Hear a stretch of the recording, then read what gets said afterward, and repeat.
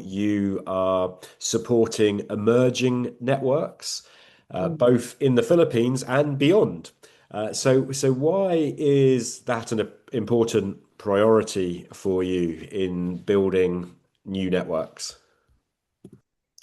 We still want to continue growing because the situation of children is not because of even our existence for 25 years.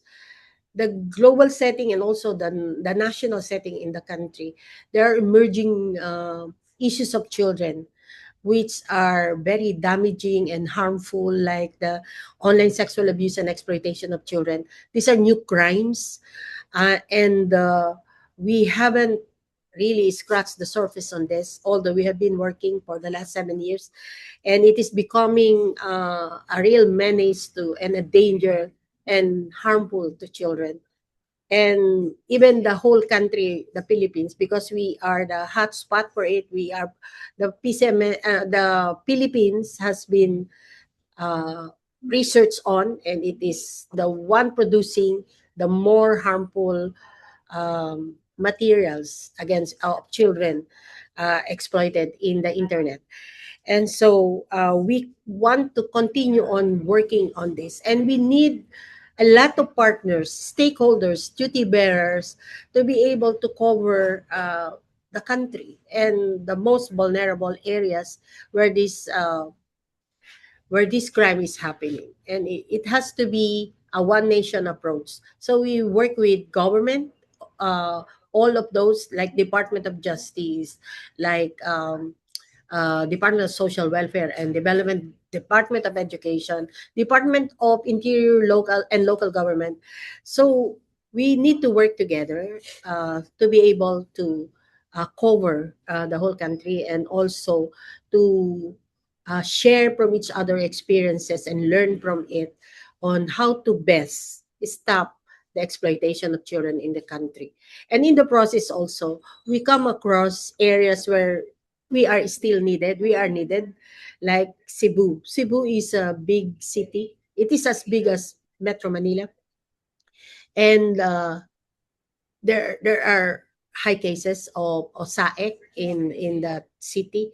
So we need to be there because we want to work with the stakeholders and also the churches, learning about this issue, how harmful it is for children to be engaged in it.